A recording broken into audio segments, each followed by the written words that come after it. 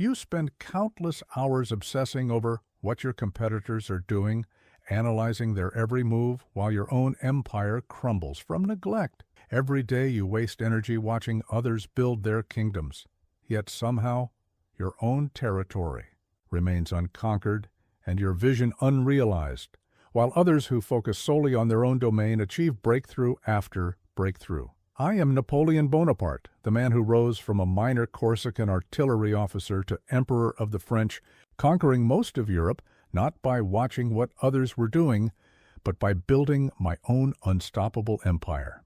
The empire-building secrets I'll share will transform how you approach your own conquest, giving you the focus and strategy to build something truly magnificent while others remain distracted by meaningless competition. The same principles that built the greatest empire in European history can build your personal and professional empire today, regardless of what others around you are attempting. But first, like this video, subscribe for more imperial wisdom, and comment below where you're watching from. I want to know which corner of the world is ready to build their own empire. Let me take you back to where it all began, on the rocky island of Corsica, where I first learned that survival meant focusing on your own strength rather than envying others' advantages. My father, Charles Bonaparte, was a minor nobleman who spent his days watching the political wind shift between Genoa, France, and Corsican independence. I watched him waste precious energy trying to align himself with whoever seemed to be winning at the moment, and I swore I would never make that mistake. At 9 years old, when I was sent to the military preparatory school at Brienne-le-Château, I was surrounded by French aristocrats who had inherited their positions, their wealth, and their arrogance. They mocked my Corsican accent, called me a foreigner, and excluded me from their games and conversations. While they spent their time gossiping about court politics and showing off their family connections, I spent mine in the library studying the campaigns of Alexander, Caesar, and Frederick the Great. I realized something profound during those lonely years at Brienne. While my classmates were busy trying to fit in with each other, I was building something they could never take away from me: knowledge, strategy, and an unshakable focus on my own development. They were players in someone else's game. I was learning to create my own. In the mathematics classroom, while others struggled with basic calculations, I excelled because I approached each problem with the same systematic focus I would later bring to military campaigns. I didn't waste time comparing my progress to others or worrying about who was ahead. I focused entirely on mastering each concept completely before moving to the next. This discipline, learned in those cold classrooms, became the foundation of everything I would later accomplish. My instructors noticed something different about me. Where other students were distracted by social hierarchies and petty rivalries, I was absorbed in understanding the principles of artillery, fortification, and military engineering.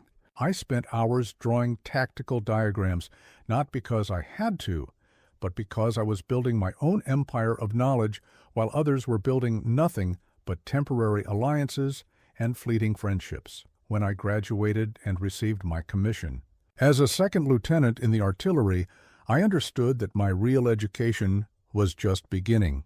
The Royal Army was full of officers who had purchased their commissions or inherited them through family connections. They spent their time complaining about the growing revolutionary sentiment and worrying about how political changes might affect their positions. I saw opportunity where they saw only threats. While they were paralyzed by uncertainty, I was studying the new military tactics being developed, reading every manual I could find, and preparing myself for the moment when merit would matter more than birth. I knew that the old world was crumbling, and I was determined to be ready to build a new one on its ruins. This is where my empire truly began, not with grand battles or political maneuvering, but with the simple decision to focus entirely on my own development instead of wasting energy watching what others were doing. That decision, made in the corridors of a military school, would eventually reshape the map of Europe. My first real understanding of concentrated power came through the barrel of a cannon. As a young artillery officer stationed in Valais, I discovered that the principles governing effective artillery would become the principles governing effective empire building.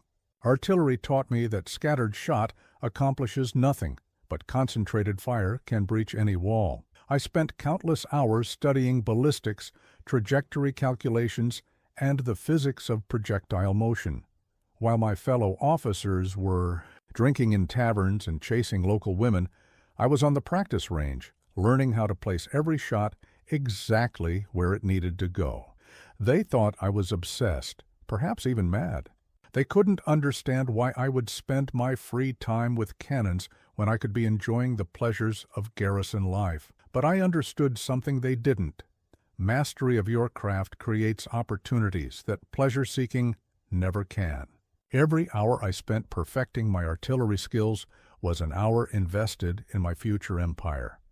I wasn't just learning to fire cannons, I was learning the fundamental principle that would guide every decision I would ever make. Concentrate your force at the decisive point. During the siege of Toulon in 1793, while other officers were debating political allegiances and worrying about which faction would emerge victorious from the revolution, I focused entirely on the tactical problem before us. The city had been occupied by royalist rebels supported by British and Spanish fleets. Multiple French commanders had failed to retake it because they scattered their efforts across too many objectives. I saw immediately what they had missed. Instead of trying to attack the entire defensive perimeter, I identified the single point that mattered most: the artillery positions controlling the harbor. Capture those guns, and the enemy fleet would be forced to withdraw. Without naval support, the city would fall quickly. While senior officers argued about grand strategy and political implications, I prepared detailed plans for concentrating all our artillery against that one crucial position. I worked through the night, calculating angles, supply requirements, and timing.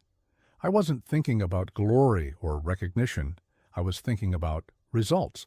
When I presented my plan, many dismissed it as too simple, too focused. They wanted complex, multi-pronged attacks that would demonstrate their sophisticated military thinking.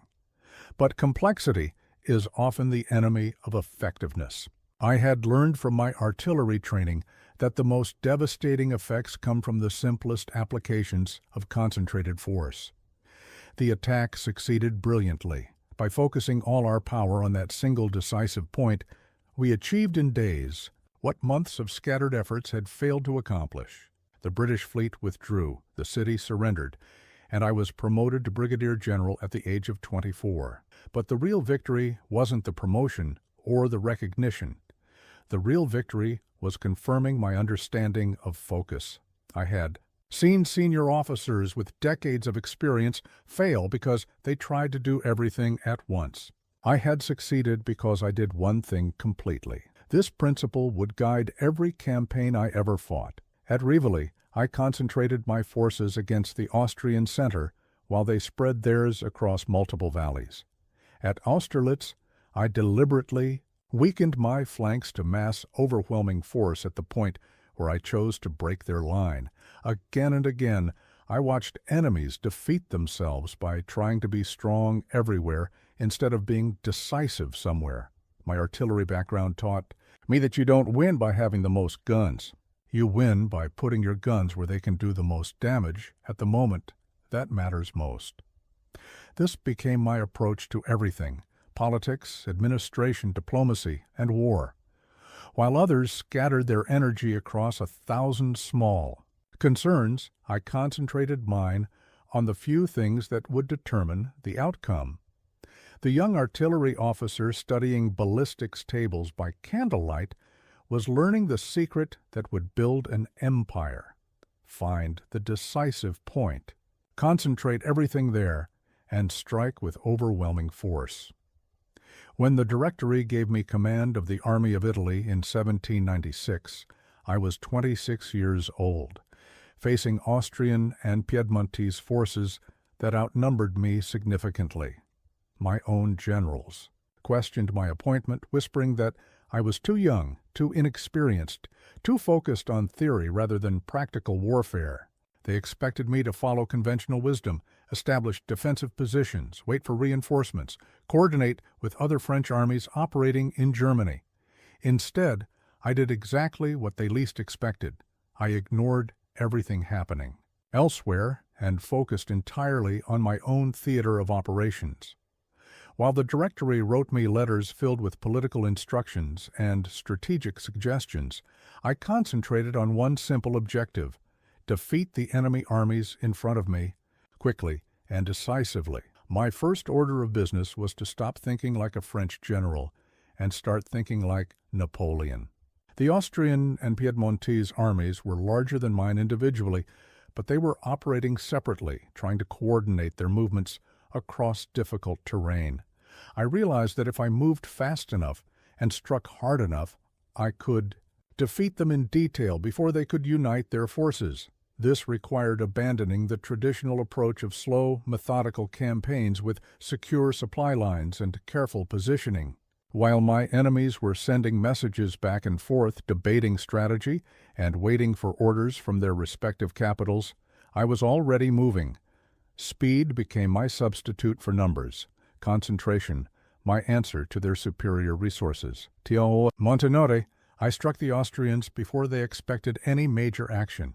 While they were still positioning their forces according to 18th century tactical manuals, I had already identified their weakest point and concentrated my entire army against it. The battle lasted only hours, but it shattered their left wing and forced them to retreat in confusion. Instead of pausing to consolidate my gains or wait for new instructions from Paris, I immediately turned against the Piedmontese army at Millesimo. My enemies had assumed they had time to regroup and coordinate their response. They didn't understand that I wasn't fighting their war. I was fighting my war at my pace, according to my priorities. Each victory taught me more about the power of focused action. At Lodi, when Austrian reinforcements tried to hold the bridge crossing, I personally sighted the cannons that broke their resistance. My soldiers began calling me Le Petit Caporal, the little corporal, because I focused on the practical details that determined victory rather than concerning myself with ceremonial leadership. What struck me most during this campaign was how my enemies defeated themselves through lack of focus.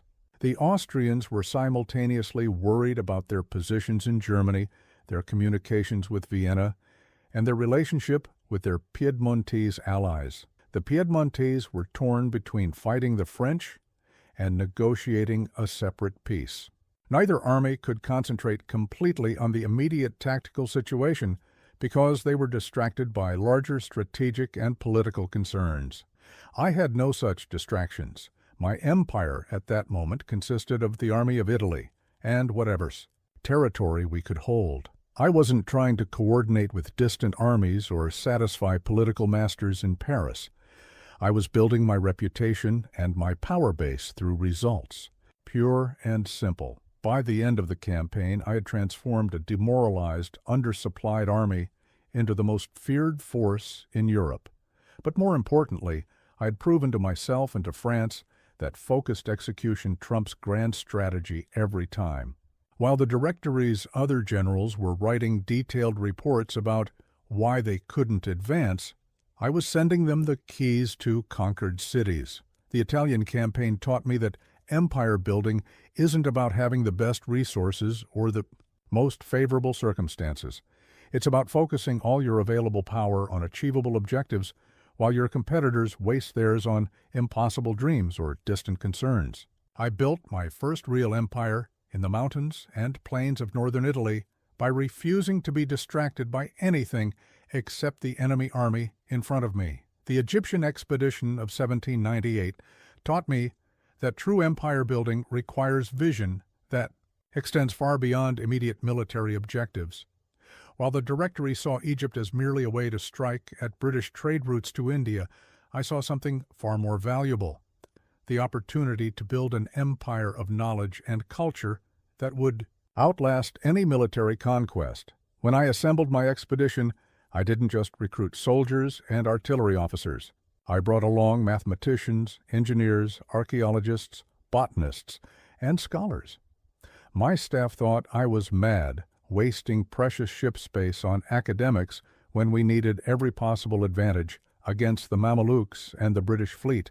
They couldn't understand why I would burden a military campaign with scientific equipment and research materials.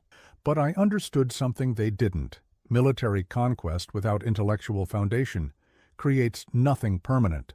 Alexander had conquered Egypt, Caesar had conquered Egypt, but what made their achievements lasting wasn't just their victories. It was the knowledge they preserved and the institutions they created. I was determined to build an empire that would be remembered for what it contributed to human understanding, not just for what it destroyed. The moment I set foot in Alexandria, I began implementing this philosophy. While my generals focused on military logistics and defensive positions, I established the Institut d'Egypte, bringing together the finest minds of our expedition to study everything from ancient hieroglyphs to modern irrigation techniques. I personally attended their sessions whenever military duties permitted, because I knew that knowledge was a form of power that no enemy could take away from me. At the Battle of the Pyramids, as I watched the Mameluke cavalry charge our squares, I told my soldiers, "From the summit of these pyramids 40 centuries look down upon you." I wasn't just trying to inspire them for that single battle. I was connecting them to the empire we were building, one that honored the past while creating the future. The discovery of the Rosetta Stone perfectly exemplified my approach to empire building. While my engineers were building fortifications, they uncovered this artifact that would eventually unlock the secrets of ancient Egyptian civilization. A purely military-focused expedition would have ignored such a find as irrelevant to immediate tactical needs. But I recognized immediately that this stone represented exactly the kind of lasting value I was seeking to create. Even when Admiral Nelson destroyed our fleet at Aboukir Bay, cutting us off from France and trapping us in Egypt, I refused to let this setback distract me from our larger mission. While my officers worried about our strategic isolation and debated various escape plans, I continued building our intellectual and administrative empire in Egypt. If we were going to be stranded, we would use that time to create something worthwhile. Reorganized Egyptian administration, reformed tax collection, and established new legal procedures based on French principles but adapted to local conditions. This wasn't just about maintaining control, it was about proving that French ideas could improve life for people everywhere. Every successful reform strengthened our position more than any military victory could have.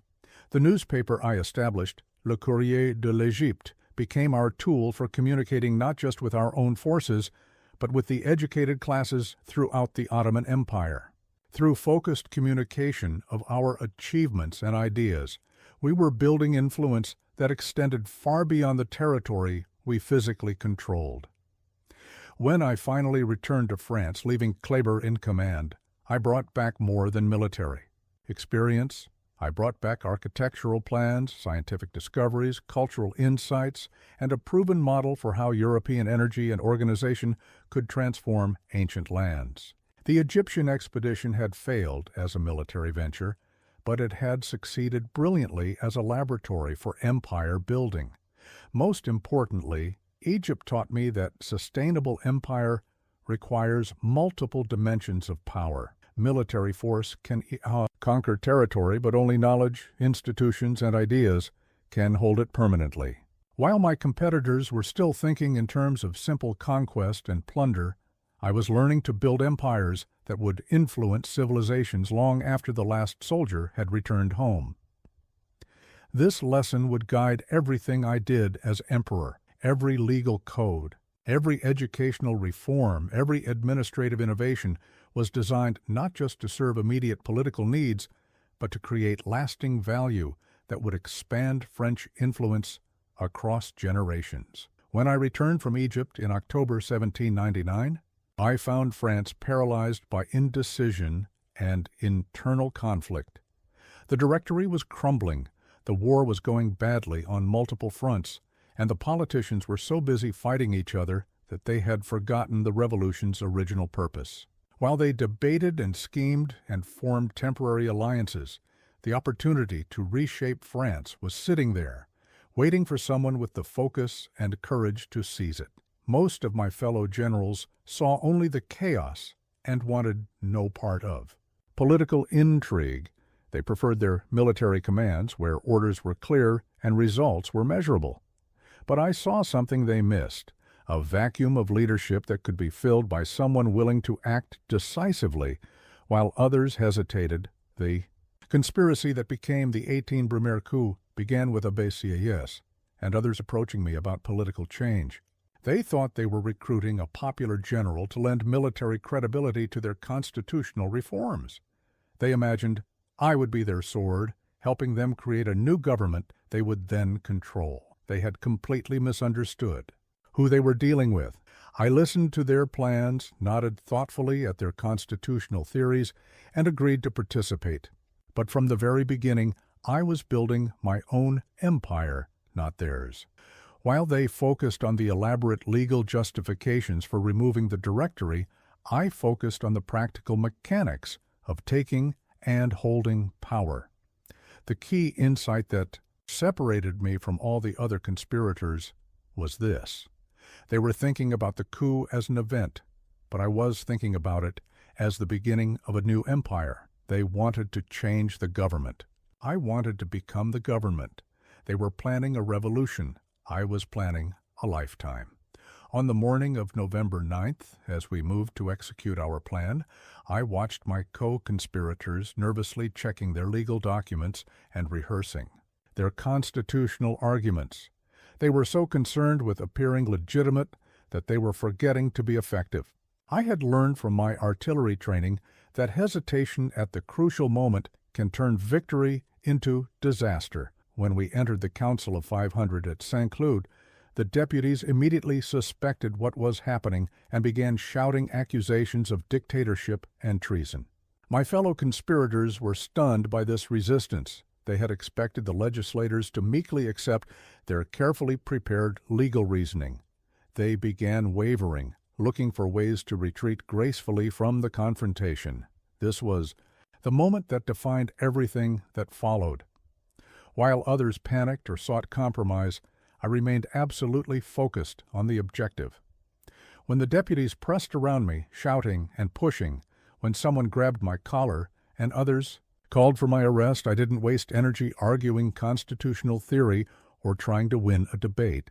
I simply called for my grenadiers. "Throw this rabble out," I commanded, and my soldiers cleared the hall with their bayonets.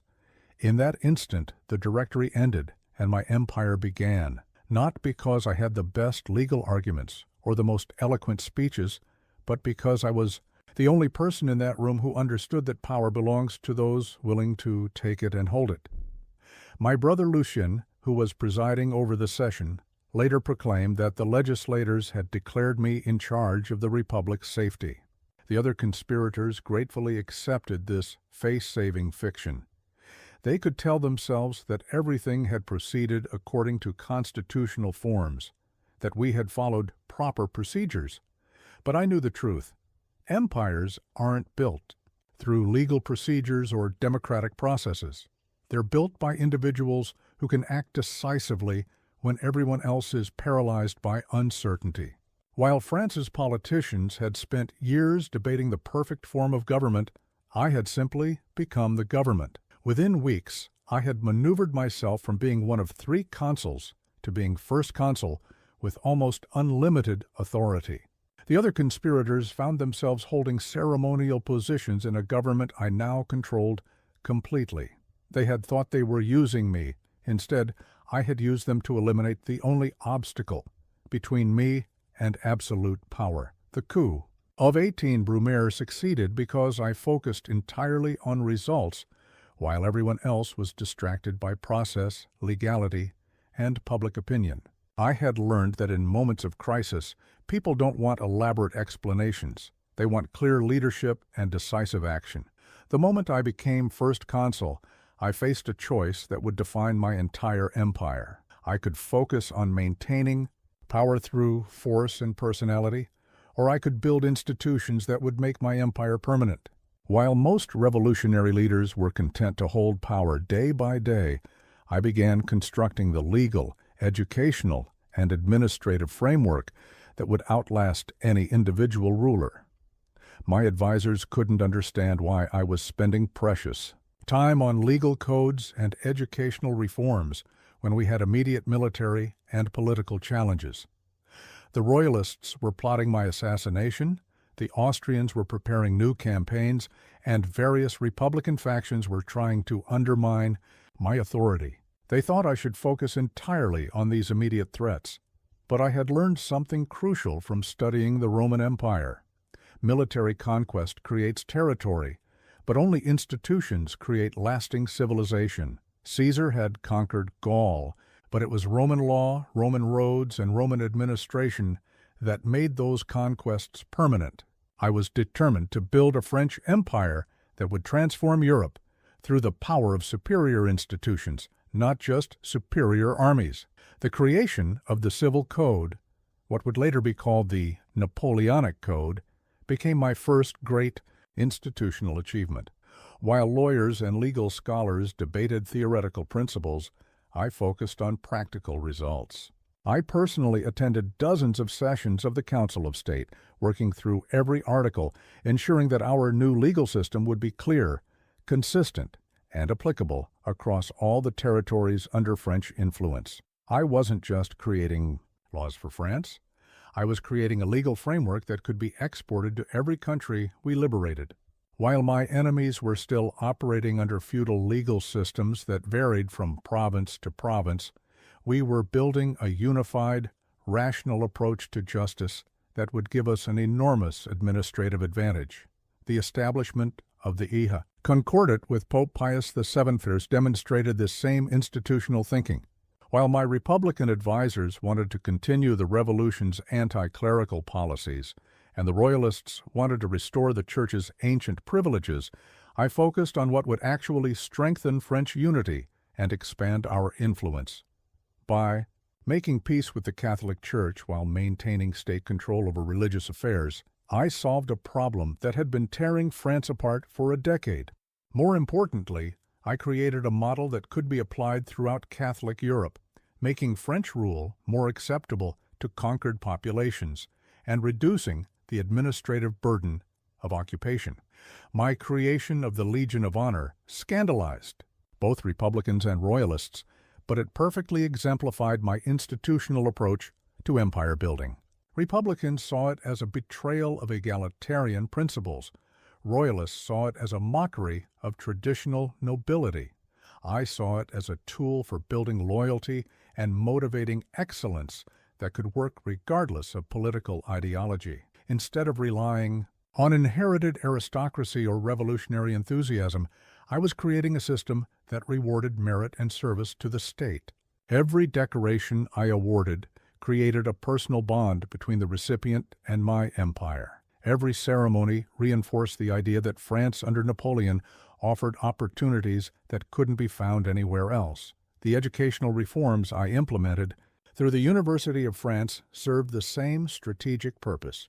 While other European countries were still educating only the wealthy elite, I was creating a system that would identify and develop talent from all social classes. Every scholarship student who advanced through merit rather than birth became another advocate for French ideas and another agent of French influence. When I crowned myself emperor in December 1804, I wasn't just claiming a title. I was completing the institutional framework that would make my empire sustainable. The ceremony at Notre Dame, with Pope Pius VII present but not officiating, symbolically demonstrated that this new empire combined the legitimacy of traditional monarchy with the dynamism of revolutionary merit. But the real significance of becoming emperor was that it gave me the authority to implement institutional reforms on a continental scale. As first consul, I had proven that focused institutional development could transform France. As emperor, I would prove that the same principles could transform Europe. Every treaty I negotiated, every administrative reform I implemented, every legal code I promulgated was designed not just to win immediate advantages, but to create lasting structural changes that would make French influence permanent. While my enemies were fighting the last war, I was building the institutions that would win the next century. Creating the Grande Armée taught me that building an empire requires more than just recruiting followers. You must transform ordinary people into extraordinary performers who can execute your vision independently. When I began reorganizing the French army in 1804, I wasn't just forming military units. I was creating the instrument through which my empire would extend across continents. The old royal army had been organized around social hierarchy, with promotion based on birth rather than ability. Officers purchased their commissions or inherited them through family connections, creating a system where competence was secondary to class. I demolished this entire structure and rebuilt it on a foundation that would become the model for every successful organization: merit, opportunity, and shared purpose. Every soldier carries a marshal's baton in his knapsack, I told my men, and I meant it literally. I promoted sergeants to generals when they demonstrated exceptional ability, regardless of their social origins. Michel Ney, son of a barrel maker, became one of my most trusted marshals. Joachim Murat, son of an innkeeper, became king of Naples. These weren't symbolic gestures. They were strategic investments in human potential, but I didn't just promote based on courage or battlefield heroics. I looked for men who could think independently while remaining absolutely loyal to our common mission. The marshals I created weren't just brave soldiers. They were leaders who could command corps of 30,000 men across hundreds of miles of hostile territory, making crucial decisions without waiting for orders from headquarters. The key insight that separated my army from all others was this: I built a force that could operate at multiple levels simultaneously. While enemy commanders were trying to control every detail from central headquarters, my marshals were trained to understand our overall strategy so completely that they could adapt their tactics to any situation while maintaining perfect coordination. With the larger plan, I spent countless hours personally training my senior officers, not just in military tactics, but in administration, logistics, and even diplomacy. Davout needed to understand supply systems as well as battle formations. Lands, had to master siege warfare and territorial administration. Each marshal became a complete extension of my capabilities, able to build and govern empire as well as conquer it. The real genius of the Grande Armée was its organizational structure. I created corps of 25,000 to 30,000 men, each commanded by a marshal who had complete authority over infantry, cavalry, artillery, and engineers within his unit.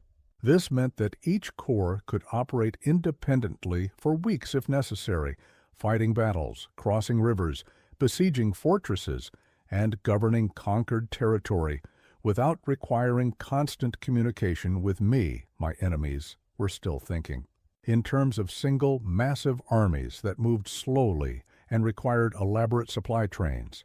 I was creating multiple independent forces that could converge rapidly at the decisive point while remaining completely self-sufficient. When the Austrians concentrated their entire army at Ulm, I was already surrounding them with 5 separate corps approaching from different directions.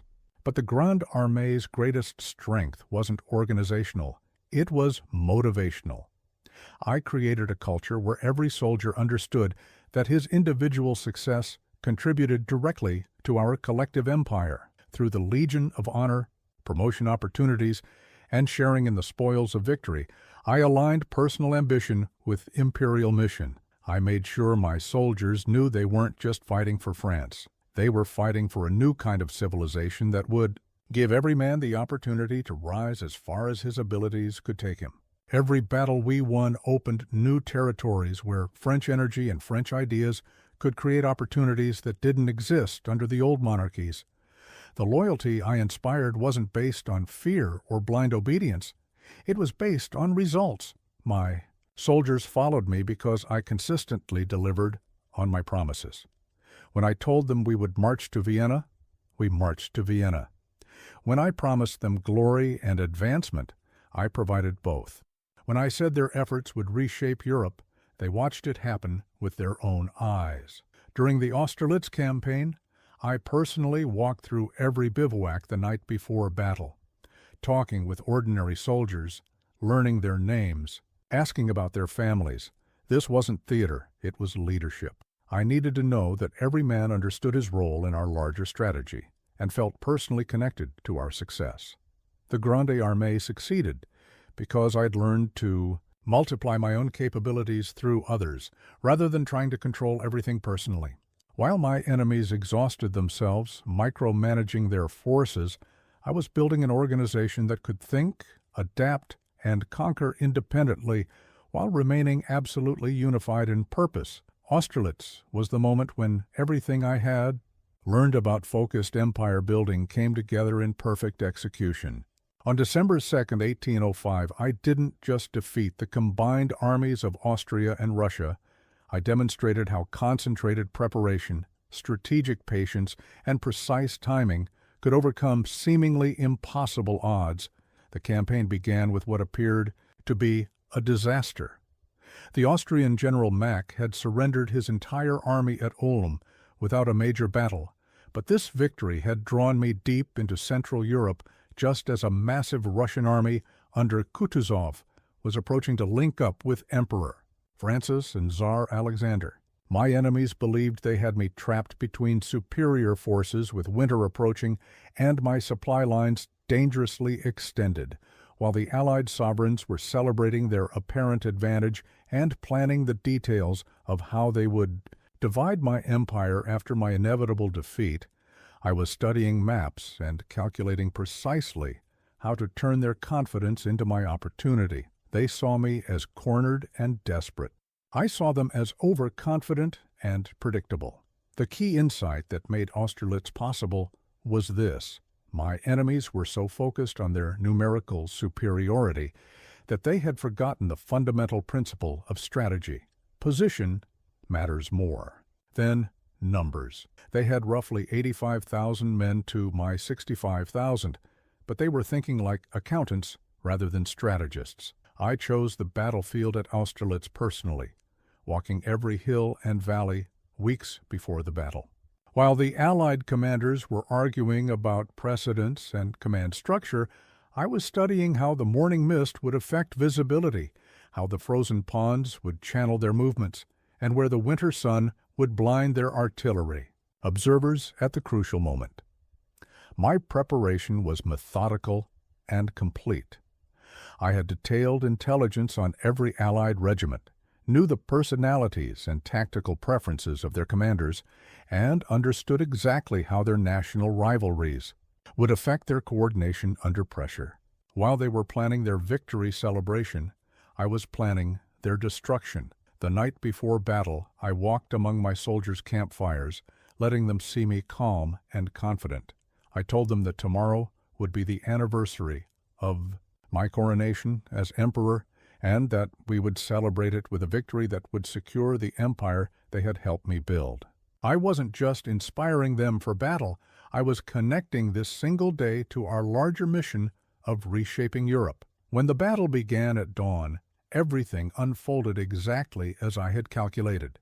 The Allies attacked my deliberately weakened right flank, thinking they could roll up my line and force me into a disorderly retreat. They committed their best troops to this assault, leaving their center vulnerable to the concentration of force I had secretly prepared on the Pratzen Heights. The moment their reserves moved to support their attacking left wing, I launched Solt's Corps against their weakened center. By concentrating overwhelming force at the exact point where they were momentarily weak, I split their army in half while they were still trying to exploit what they thought was my weakness. What made this victory perfect wasn't just the tactical execution, it was the strategic result. In a single afternoon, I had destroyed the third coalition that had threatened my empire. Austria signed the Treaty of Pressburg, ceding vast territories to France and her allies. Russia withdrew beyond. Poland, the Holy Roman Empire, ceased to exist, replaced by the Confederation of the Rhine under French protection. But the real lesson of Austerlitz goes deeper than military tactics. This battle succeeded because I had focused every aspect of my preparation on a single objective, while my enemies scattered their attention across multiple concerns. They were worried about their reputations, their relationships with each other, their domestic political situations, and their post-victory territorial arrangements. I was focused entirely on winning the battle in front of me. While they planned how to divide Europe after my defeat, I planned how to defeat them before they could implement any of those plans. While they debated command structures and strategic alternatives, I studied terrain and calculated artillery. Ranges. Austerlitz proved that empire builders who maintain absolute focus on immediate objectives will consistently defeat enemies who dilute their attention with distant concerns. The Allied sovereigns were so busy thinking about the war after this war that they forgot to win this war first. The crown I wore at my coronation became the crown of Europe after Austerlitz, not because I had the largest army or the most resources, but because I understood that the empire belongs to whoever can concentrate everything on the decisive moment, while everyone else is distracted by everything except what matters most. After Austerlitz, I realized that military victories alone would never secure my empire against Britain's endless subsidies and naval supremacy. While my armies could defeat any continental coalition, British gold would always finance new ones. I needed to build an economic empire that would make Britain's wealth work for France instead of against it. The continental system, established by the Berlin Decree of 1806, represented my most ambitious attempt to focus an entire continent's economic energy toward a single strategic objective. While traditional warfare sought to destroy enemy armies, economic warfare sought to destroy enemy commerce. Instead of fighting Britain's navy with my own ships, I would fight it with Europe's ports. My generals couldn't understand why I was spending time on trade regulations and customs enforcement when we had Russian armies to defeat and Austrian fortresses to capture. They thought like soldiers, seeing only immediate military objectives. I was thinking like an emperor, understanding that control over Europe's economy would be worth more than control over Europe's battlefields. The principle behind the continental system was the same one that had guided all my military campaigns. Concentrate superior force at the decisive point. Britain's decisive point wasn't her army or her navy, it was her economy. Cut off British goods from European markets, and British manufacturers would face bankruptcy. Bankrupt manufacturers would pressure the British government to make peace on my terms. But implementing this strategy required a level of administrative control that no European power had ever attempted. Every port from Hamburg to Naples had to be closed to British shipping. Every customs house from Amsterdam to Trieste had to enforce French trade regulations. Every merchant from Stockholm to Palermo had to accept that their business decisions would be made in Paris, not in their own capitals. This demanded the same focused execution that had won my military campaigns. While British agents were bribing port officials and organizing smuggling networks, I was creating a unified administrative system that could monitor and control commerce across an entire continent. French prefects, backed by French garrisons, replaced local officials who couldn't be trusted to enforce our economic war. The system's early success exceeded even my expectations. British exports to Europe dropped by nearly 50% within 2 years. Manufacturing centers in Birmingham and Manchester faced unemployment and unrest. The London Stock Exchange reflected growing panic about Britain's economic isolation from her largest markets.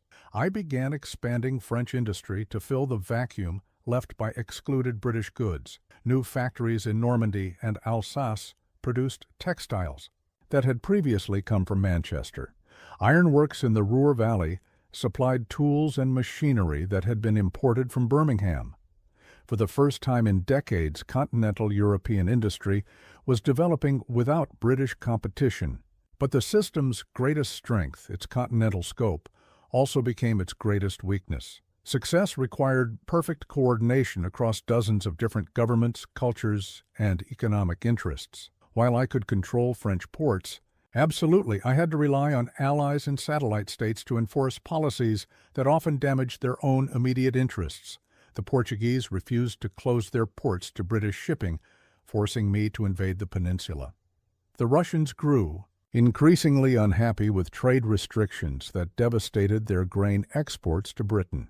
Even my brother Louis, as King of Holland, began allowing selective violations of the system to prevent complete economic collapse in his kingdom. I found myself fighting economic battles on multiple fronts simultaneously, exactly the kind of scattered effort I had always avoided in military campaigns. While British gold was concentrating on specific weak points in my system, bribing officials here, organizing smugglers there, I was trying to maintain perfect enforcement everywhere, at once. The continental system taught me a crucial lesson about empire building. Economic control requires even more sustained focus than military conquest. Armies can be defeated in a single campaign, but economies must be managed continuously. Military victories create dramatic, visible results. Economic warfare produces gradual, often invisible effects that are harder to measure and maintain. Despite its ultimate failure, the continental system achieved something more valuable than immediate victory over Britain.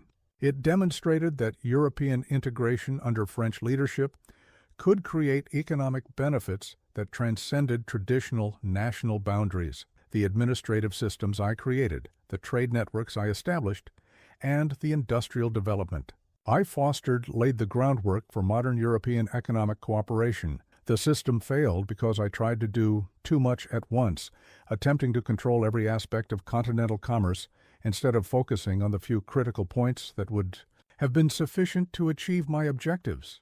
But it succeeded in proving that economic empire could be just as powerful as military empire, and far more sustainable when properly focused.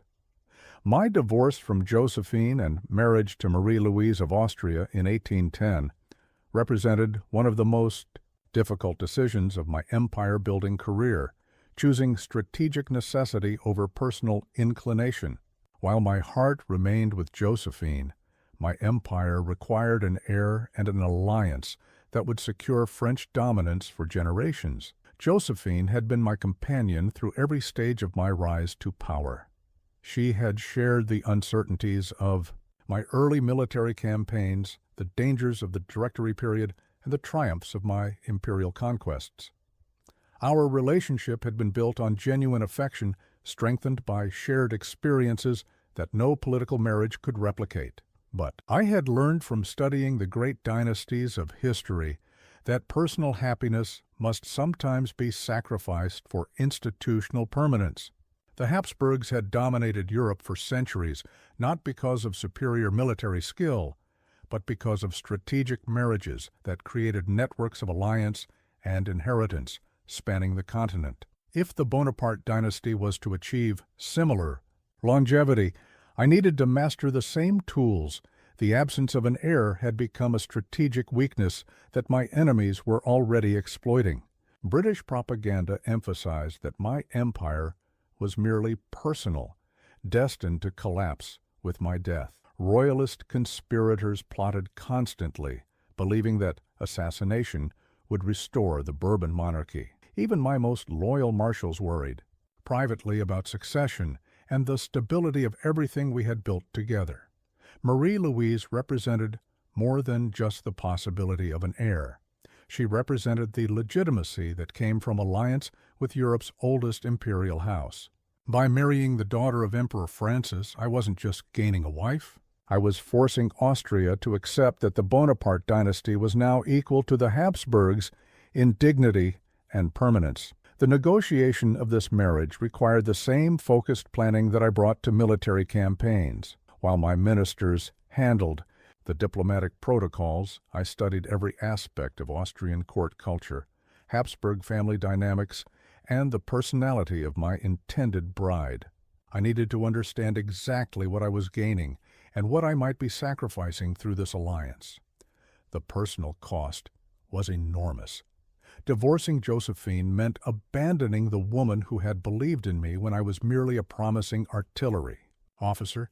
It meant breaking the bond with someone who understood the Napoleon that existed before the emperor, who had shared the uncertainties and struggles that created the confidence and certainty everyone now saw. But I had learned that empire builders cannot afford to let personal relationships compromise strategic objectives. Alexander had married Roxana to secure his conquests in Central Asia. Caesar had divorced and remarried multiple times to advance his political career. The great empire builders of history had all understood that personal desires must serve imperial needs, not the reverse. The wedding ceremony at the Louvre in April 1810 was designed to demonstrate that the Bonaparte dynasty had achieved complete acceptance by European royalty. When the Archduchess of Austria became Empress of the French, it symbolized the transformation of my revolutionary empire into a legitimate monarchy that other sovereigns could recognize and support. More importantly, the marriage alliance fundamentally changed the strategic balance in Europe. Austria could no longer join anti-French coalitions without attacking the father-in-law of the French emperor. The Habsburg diplomatic network, which had coordinated resistance to French expansion for 2 decades, was now partially aligned with French interests through family connection. The birth of the King of Rome in March 1811 validated every sacrifice I had made for strategic reasons. My son represented the dynasty's future and the empire's permanence in ways that no military victory could achieve. When I held him for the first time, I knew that everything I had built would now survive beyond my own lifetime. Yet the marriage alliance also taught me a valuable lesson about the limits of strategic relationships. While Marie-Louise fulfilled her dynastic obligations perfectly, our relationship never developed the personal bond that strengthens partnerships under pressure. When my empire faced its greatest challenges in 1813 and 1814, I couldn't rely on her emotional support the way I had always relied on Josephine's. The marriage alliance strategy succeeded in its immediate objectives, producing an heir, neutralizing Austria, and legitimizing the dynasty. But it also demonstrated that strategic relationships, however necessary, cannot entirely replace partnerships built on shared struggle and mutual understanding. The greatest empire builders need both kinds of relationships to achieve lasting success. The invasion of Russia in 1812 became the greatest failure of my empire-building career, but it taught me the most valuable lesson about focus. Even the most successful strategies become disasters when extended beyond their natural limits. For 20 years, I had built my empire through rapid campaigns that concentrated overwhelming force at decisive points. Russia taught me that some objectives require abandoning everything that had previously made me successful. The decision to invade came from a strategic necessity I couldn't ignore. Tsar Alexander had withdrawn from the continental system, opening Russian ports to British trade, and destroying the economic pressure that was finally forcing Britain toward negotiation. If I allowed this violation to stand, every other ally would follow Russia's example, and my entire economic strategy would collapse. But from the moment I began planning the campaign, I violated every principle that had guided my previous victories. Instead of concentrating a smaller force for rapid maneuver, I assembled the largest army in European history, over 600,000 men from across the continent. Instead of fighting a short, decisive campaign, I committed to an invasion that would require months of sustained operations across vast distances. I convinced myself that overwhelming numerical superiority would compensate for the strategic disadvantages of fighting in Russia's immense territory. While my staff worried about supply lines stretching across 1,000 miles of hostile country, I focused on the mathematical certainty that no Russian army could stand against the Grande Armée at full strength. This was exactly the kind of thinking I had always rejected in my enemies, believing that resources could substitute for strategy, that size could overcome focus. I was committing the same error that had doomed the Austrians at Austerlitz and the Prussians at Jena, letting apparent advantages distract me from fundamental strategic realities. The campaign began with a series of tactical successes that masked the strategic disaster already unfolding. We crossed the Niemen without serious opposition, advanced rapidly toward Vilna, and seemed to be repeating the pattern of previous campaigns. But I was already losing the war through the very victories that appeared to prove our unstoppable momentum. Every mile we advanced deeper into Russia, stretched our supply lines further, and reduced our effective fighting strength. The Russians avoided the decisive battle I needed, drawing us forward while destroying everything that could sustain our army. They were using Russia's greatest strategic asset, space, to neutralize my greatest tactical advantage, concentrated force. At Borodino, I finally got the major battle I had been seeking, but it demonstrated how completely the strategic situation had changed. Even in victory, I lost 30,000 irreplaceable veterans, while Kutuzov's army retreated in good order to fight another day. I was winning tactical engagements while losing the strategic campaign, exactly the reverse of every successful operation I had ever conducted. The occupation of Moscow seemed like the culmination of our triumph, but it actually marked the beginning of our catastrophe.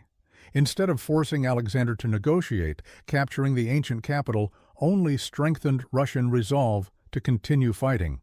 I had achieved my immediate objective while making my ultimate goal impossible. For 5 weeks, I waited in Moscow for surrender negotiations that never came, watching my army dissolve through desertion, disease, and the gradual realization that we were trapped in a city that offered no strategic value. I had become so focused on reaching Moscow that I had forgotten to plan what would happen after we got there. The retreat began as an orderly withdrawal, but became a rout when winter arrived earlier than expected. The same army that had seemed invincible at the Niemen was reduced to desperate bands of survivors struggling through the Russian wilderness. By the time we recrossed the frontier, fewer than 40,000 effective soldiers remained from the 600,000 who had begun the campaign.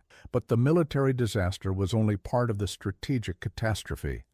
The destruction of the Grande Armée destroyed the mystique of French invincibility that had kept my enemies divided and hesitant.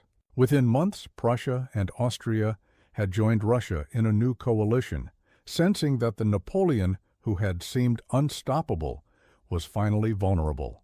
The Russian campaign taught me that empire builders must know when to stop expanding and start consolidating. For 2 decades, I had succeeded by always choosing offense over defense, by always seeking new conquests rather than securing existing gains. Russia proved that even the most successful strategies eventually reach their limits. The greatest lesson of 1812 was this: focus requires not just choosing the right objectives, but also recognizing when those objectives are beyond your capabilities. I had spent my career defeating enemies who scattered their efforts across too many goals. In Russia, I became that enemy, pursuing an objective that required abandoning every principle that had previously made me successful. My escape from Elba and return to France in March 1815 proved that empire building isn't just about conquest. It's about the power of focused vision to resurrect itself even after apparent death. When I landed at Gulf Juan with just 100 men, facing a restored Bourbon monarchy backed by all of Europe, everyone considered my cause hopeless. But I understood something my enemies had forgotten. Empires built on genuine achievement can be rebuilt when the alternative proves inadequate. The 11 months of exile on Elba had given me time to study what was happening in France under Louis XVIII. The Bourbon Restoration had satisfied the foreign powers who wanted to reverse 20 years of French dominance, but it had failed completely to satisfy the French people who had benefited from revolutionary progress. The nobility had returned, demanding their confiscated estates. The church wanted its ancient privileges restored, and the army was being disbanded or reduced to insignificance, while the Congress of Vienna was redrawing the map of Europe to contain French influence. They were creating the exact conditions that would make French resurgence inevitable. By trying to restore the old order, they were reminding everyone of why the revolution had happened in the first place. I began planning my return not as a desperate gamble, but as a calculated response to the vacuum of leadership that the Restoration had created. The key insight that made the 100 Days possible was this: I wasn't trying to conquer France. I was trying to liberate it from a government that represented foreign interests rather than French aspirations. Every step of my march from the Mediterranean to Paris was designed to demonstrate that Napoleon represented French greatness, while the Bourbons represented French humiliation. When the 5th Regiment was sent to arrest me near Grenoble, I walked directly toward their muskets and declared, "Soldiers of the 5th, I am your emperor. If there is one among you who wishes to kill his emperor, he can do so. Here I am." Within moments, they were cheering "Vive l'Empereur" and marching with me toward Paris.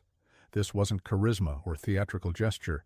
It was the power of shared identity over imposed authority. Marshal Ney, who had promised Louis XVIII that he would bring me back in an iron cage, joined my cause the moment he saw me. This wasn't betrayal of his oath to the Bourbon king. It was recognition that his real loyalty belonged to the France we had built together, not to the France that foreign powers were trying to restore. Each day of the march proved that the empire I had built wasn't just political or military, it was psychological and cultural.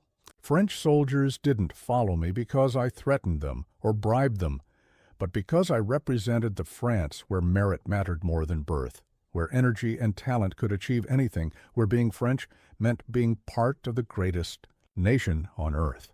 By the time I reached Paris, Louis XIX had fled to Belgium and the government had collapsed without a single battle. I had reconquered the largest country in Europe with fewer than 2,000 men, because I understood that real empires exist in people's minds and hearts, not just on maps and in palaces. But the 100 Days also revealed the limitations of resurrection without preparation. While I had successfully reclaimed France, I hadn't changed the fundamental strategic situation that had led to my downfall. The same coalition that had defeated me in 1814 was reforming with even greater determination, and I still lacked the time and resources to rebuild the Grande Armée to its former strength. The speed of my return, which had been essential for its success, became a weakness when it came to consolidating power.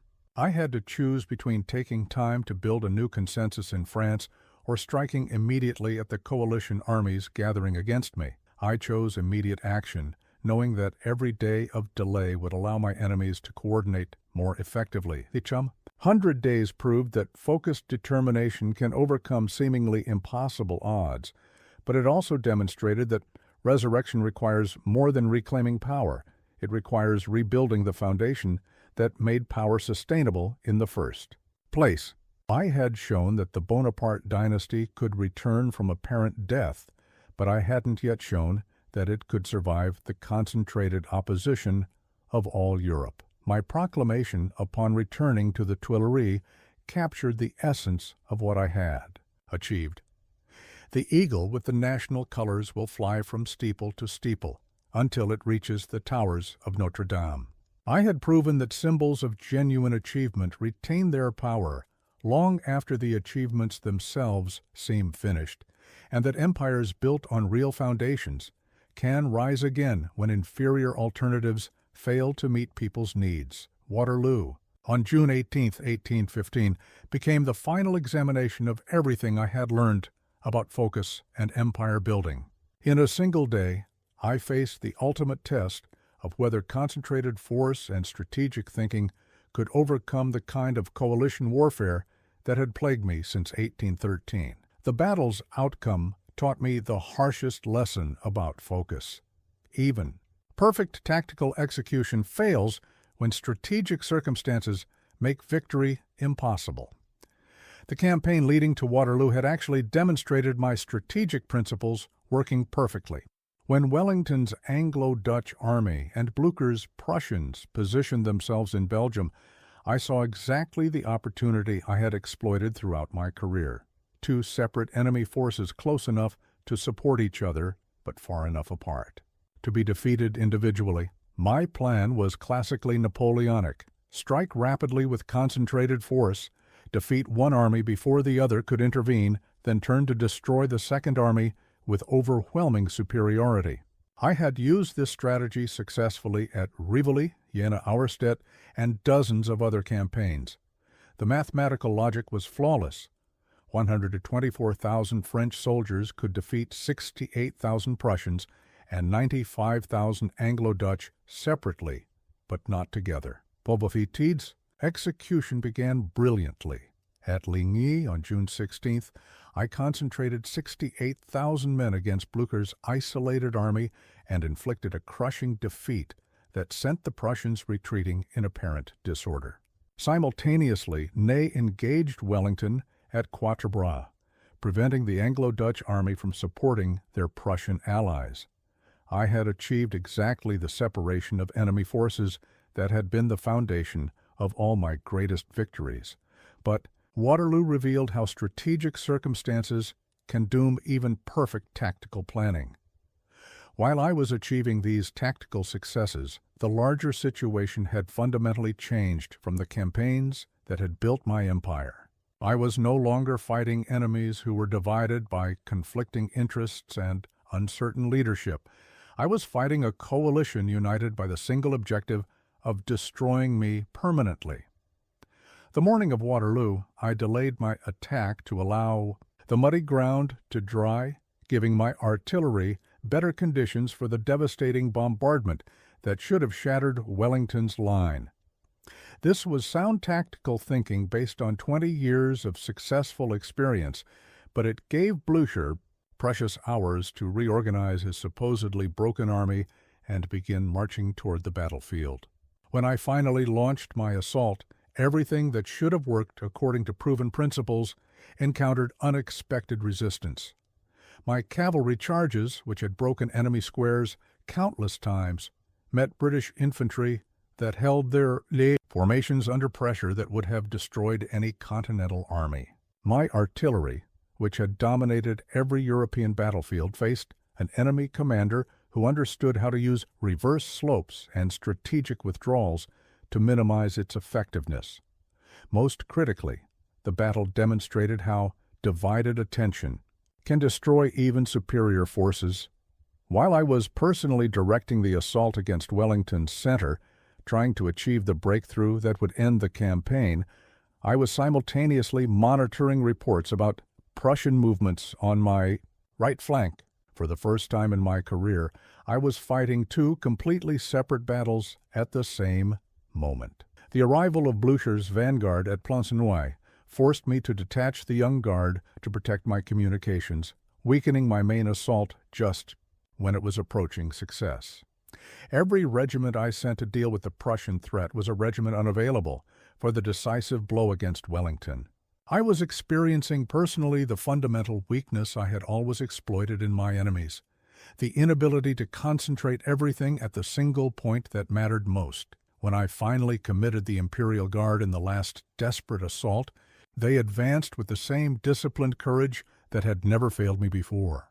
But courage and discipline weren't enough against an enemy who had learned from 20 years of French victories and adapted their tactics accordingly. The Guard's repulse signaled to both armies that French invincibility was finally broken.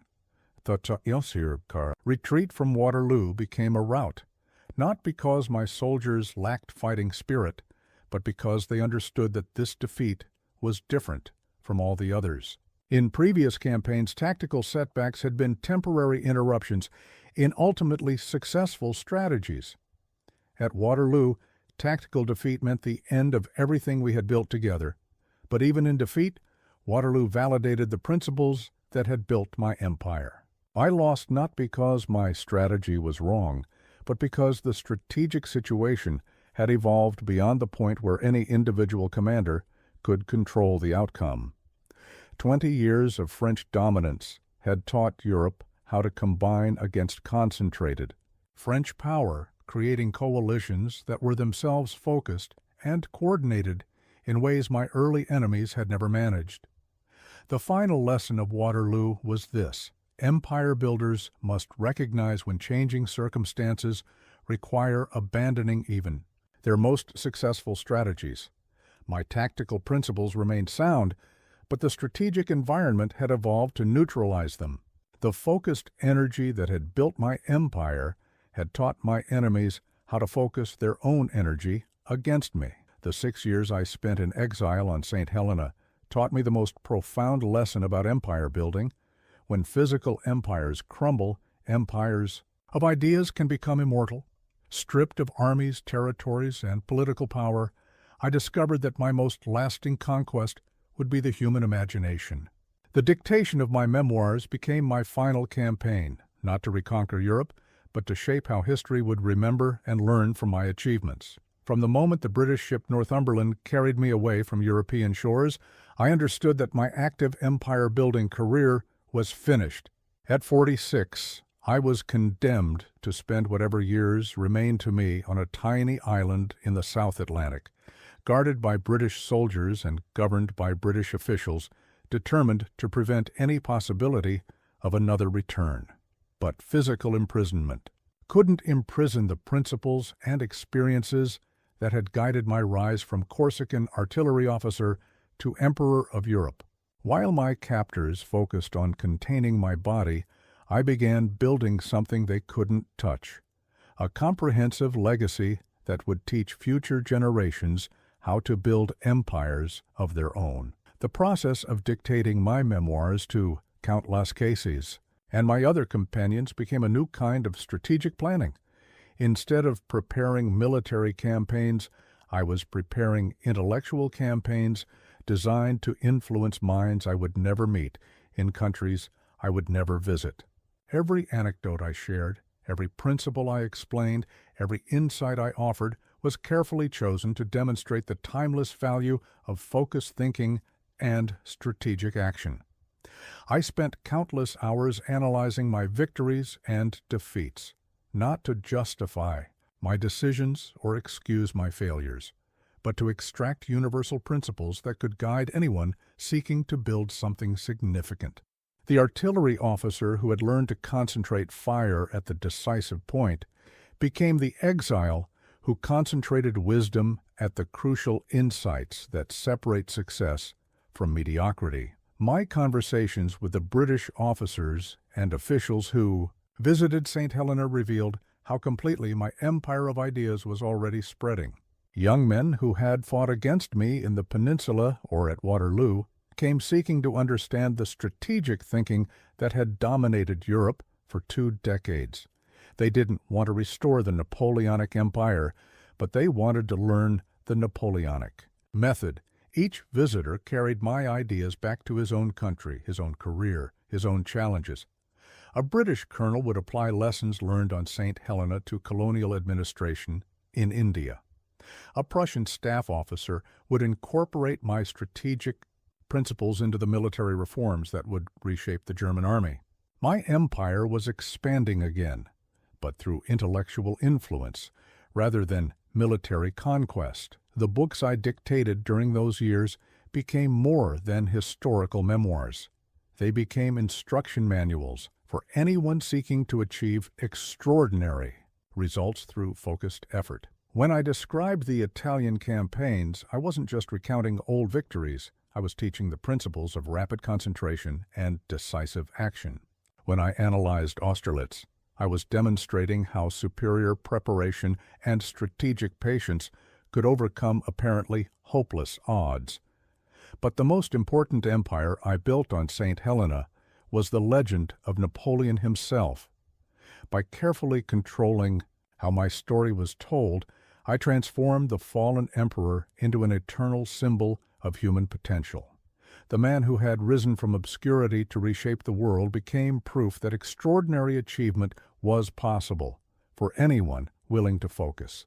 Completely on worthy objectives, I understood that legends have more power than armies because they inspire imitation rather than resistance. No one could recreate the Grande Armée or restore the continental system, but millions could adopt the mental habits and strategic approaches that had made those achievements possible. My physical empire had required the submission of enemies. My intellectual empire would depend on the voluntary adoption of superior ideas. The British government that had exiled me to prevent further military campaigns had inadvertently given me the time and solitude necessary to build something far more dangerous, a complete philosophy of achievement that could inspire revolutions in every field of human endeavor. While they guarded one aging emperor, they were allowing the creation of thousands of potential Napoleons. My death in 1821 marked the end of my personal empire building, but it also marked the beginning of the Napoleonic legend's true power. The ideas I had refined during 6 years of exile would inspire everyone from American entrepreneurs to South American revolutionaries, from German philosophers to Italian nationalists. My empire of ideas would eventually prove more durable and more influential than any territory I had ever conquered. St. Helena taught me that the greatest empire builders ultimately transcend their own limitations by creating principles and examples that others can use to build empires of their own. Everything I learned about empire building in the age of muskets and cavalry applies with even greater force in your digital age. The tools have changed, but the fundamental principles remain identical: concentrated effort at decisive points, systematic preparation, and absolute focus on results rather than activity. Today's empire builders face the same choice I faced 2 centuries ago: scatter your energy across 1,000 distractions, or concentrate everything on the few objectives that will determine your success. The modern entrepreneur starting a business faces exactly the same strategic challenges I faced as a young artillery officer. You have limited resources, powerful competitors, and countless people telling you that your vision is impossible. Your success will depend not on having superior resources, but on using your available resources more effectively than anyone else in your field. When I analyze today's most successful empire builders, the founders of technology companies, the creators of global brands, the leaders who transform entire industries, I see the same patterns that guided my campaigns across Europe. They identify a single, decisive objective. They concentrate all their available energy on that objective. They execute with speed and precision while their competitors are still debating strategy. The digital revolution has actually made Napoleonic principles more relevant, not less. In my era, information traveled at the speed of horses, giving commanders days or weeks to adapt to changing circumstances. Today, information travels instantly, but human decision-making speed hasn't increased proportionally. The empire builder, who can process information rapidly and act decisively, has the same advantage I had over the slow-moving Austrian and Russian armies. Your modern equivalent of my artillery training is mastering whatever technical skills your field requires, not just adequately, but completely. While your competitors are networking at conferences and posting on social media, you should be developing capabilities that cannot be imitated quickly. Technical mastery creates opportunities that networking never can, just as my understanding of ballistics and fortification created opportunities that social connections couldn't provide. The principles I used to build the Grande Armée apply directly to building modern organizations. Hire based on proven ability, rather than credentials or connections. Promote rapidly when people demonstrate exceptional performance. Create a culture where everyone understands that individual success contributes directly to collective achievement. Make it clear that energy and results matter more than politics or seniority. Your modern equivalent of my core system is building teams that can operate independently while remaining perfectly aligned with your overall strategy. Each department or project team should have clear authority, adequate resources, and complete responsibility for specific results. This eliminates the micromanagement that destroys both speed and morale, while ensuring that your organization can scale beyond what you can personally control. The continental system teaches crucial lessons about modern market strategy. Instead of attacking competitors directly, identify the economic or technological dependencies that sustain their advantage, then systematically eliminate those dependencies. Create conditions where customers must choose your solution not because of superior marketing, but because of superior structural positioning. My marriage alliance strategy translates perfectly to modern strategic partnerships. Choose alliances based on long-term strategic value rather than short-term convenience or personal relationships. Ensure that partnerships strengthen your core objectives rather than compromising them. Be prepared to end relationships that no longer serve your empire's growth, even when ending them involves personal cost. The disaster of my Russian campaign offers the most important lesson for modern empire builders. Recognize when your successful strategies have reached their limits. Growth for its own sake destroys more empires than external competition. Know when to consolidate your gains, rather than pursuing expansion that exceeds your organizational capabilities or market realities. The 100 days demonstrate that comeback strategies must address the fundamental weaknesses that caused the original failure. Simply recreating past success without adapting to changed circumstances leads to repeated defeat.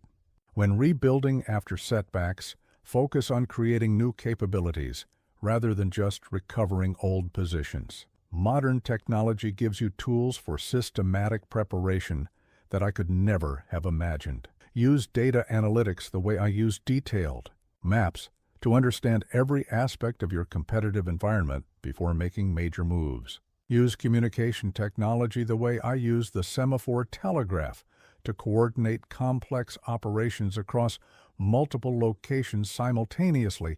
But remember that technology is just a tool for implementing timeless principles. The spreadsheet that helps you analyze market opportunities is just a more sophisticated version of the charts I use to calculate artillery trajectories. The project management software that coordinates your team is just a digital version of the staff systems that coordinated the Grande Armée.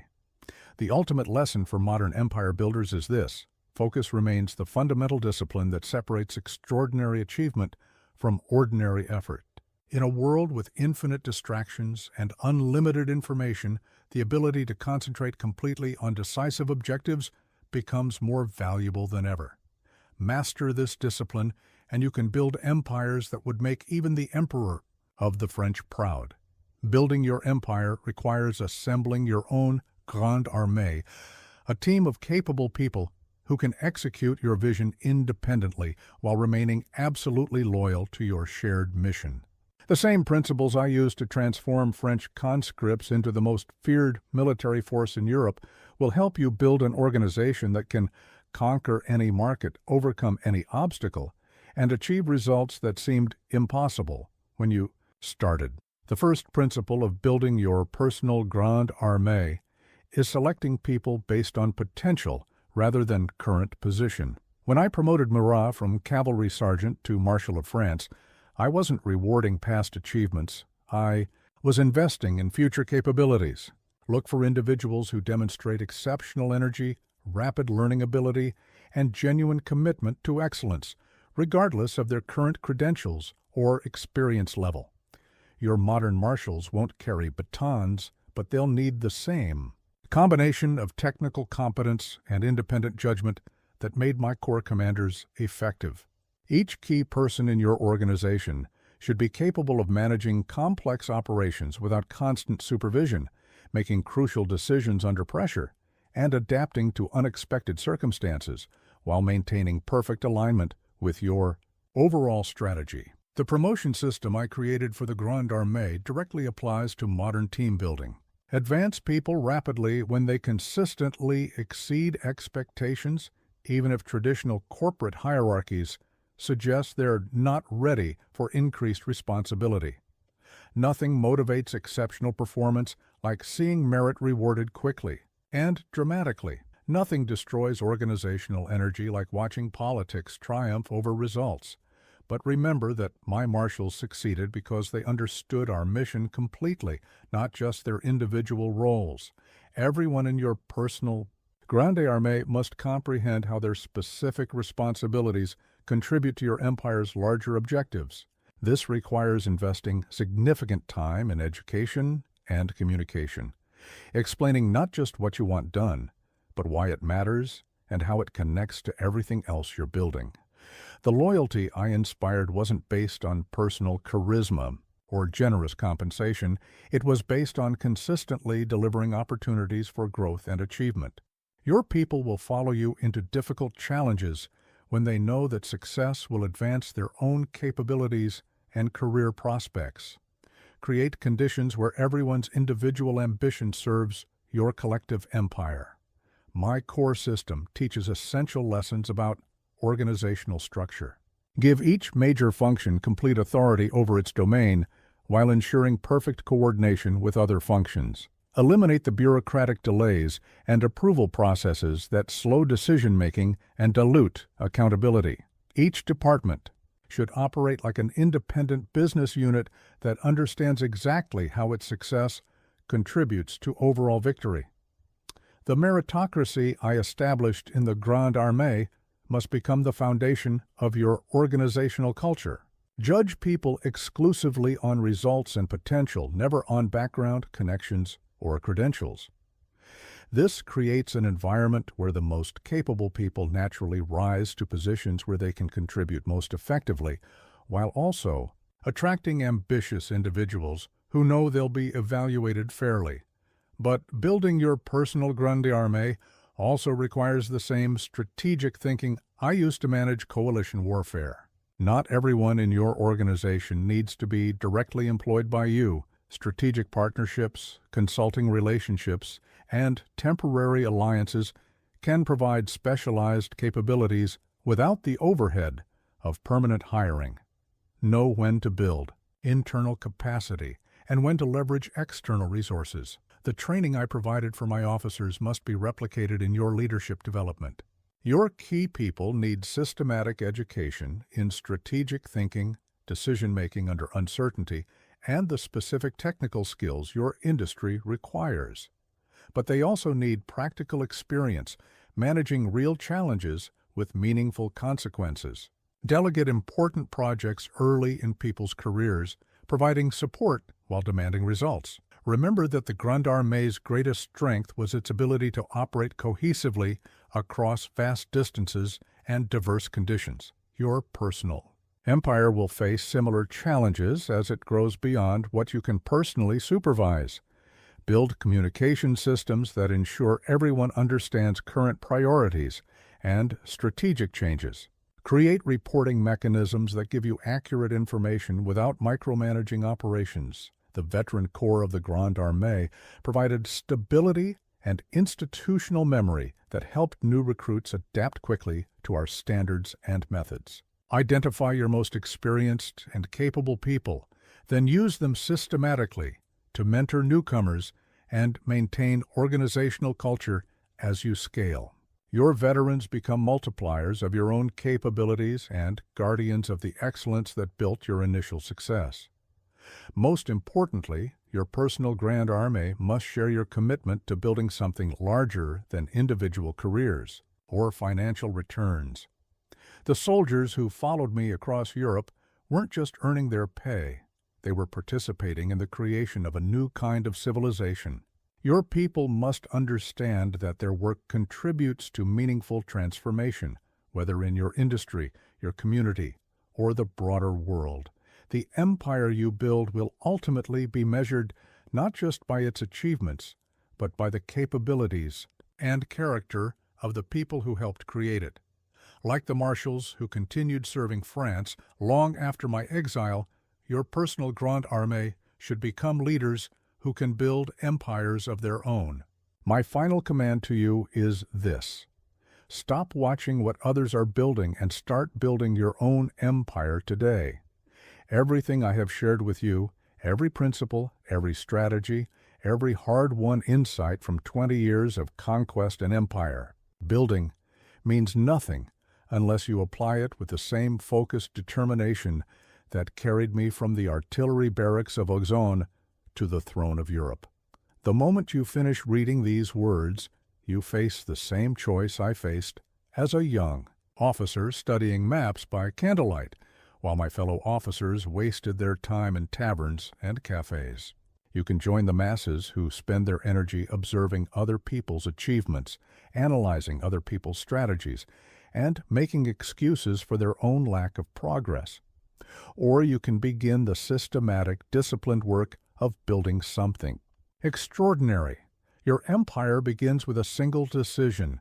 What is the one objective that, if achieved, would transform your life and career more than any other possible accomplishment? Not 10 objectives, not 5, not even 3. 1. The artillery officer in me demands that you identify your decisive point with mathematical precision, because scattered effort produces scattered results. Write down that objective. Study it. Understand it completely. Then begin the focused preparation that separates empire builders from dreamers. Learn everything your objective requires. Develop every skill it demands. Eliminate every distraction that doesn't contribute directly to its achievement. This is how empires begin, not with grand announcements or elaborate plans, but with quiet, systematic preparation that others dismiss as obsession. Remember that every great empire in history began with someone who was considered too young, too inexperienced, too ambitious, or too focused on impossible dreams. When I was 26 years old, commanding the army of Italy, my own generals questioned my appointment and whispered about my youth and inexperience. Your age, your background, your current circumstances are not obstacles. They are starting points, the competition you fear, the obstacles you see, the advantages that others possess. These are precisely the conditions that create opportunities for empire builders. Markets dominated by established players become vulnerable to focused newcomers who understand their business better than the incumbents understand it themselves. Industries that seem impossible to enter create the greatest rewards for those who find ways to enter them successfully. But your empire must be built on substance, not merely ambition. Master your craft with the same intensity I brought to artillery and military engineering. Develop capabilities that cannot be imitated quickly by competitors who mistake activity for achievement. Build your empire on foundations of genuine value, not on marketing messages or financial manipulation. Surround yourself with people who share your commitment to excellence and your willingness to work for something larger than immediate personal benefit. But remember that you must earn their loyalty through results, not through promises. Lead from the front. Take the greatest risks yourself. Demand more from yourself than you demand from anyone else. Prepare for setbacks with the same care that you prepare for victories. Every empire faces its Russian campaigns, moments when successful strategies reach their limits and new approaches become necessary.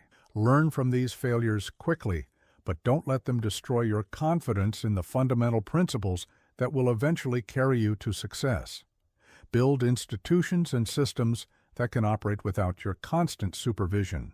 Your personal empire must survive your limitations, your mistakes, and eventually your own mortality. Create value that will outlast your direct involvement, train successors who can build upon what you create, and establish principles that will guide your organization long after you're gone. Most importantly, understand that empire building is not about defeating other people. It's about developing your own potential so completely that others naturally choose to follow your example, rather than compete with your vision. The greatest empires in history expanded because they offered opportunities and improvements that people couldn't find anywhere else. My empire fell because I eventually forgot this principle and began fighting to maintain power rather than building to create value. Learn from my mistake. Focus on building something so excellent, so valuable, so aligned with human needs and aspirations that its success becomes inevitable rather than forced. Your empire awaits. It exists in potential right now, in this moment, waiting for you to stop making excuses and start making progress. Everything you need to begin already exists within your reach. Every principle you need to succeed has been proven throughout history by people who had fewer advantages than you possess today. The only question remaining is whether you will act with the focus and determination that empire building requires, or whether you will join the countless others who spend their lives watching empires being built by people who were willing to do what they were not. History will record your choice in the results you achieve. Begin today. Build your empire. Make your mark on the world. This is my final command and your first opportunity.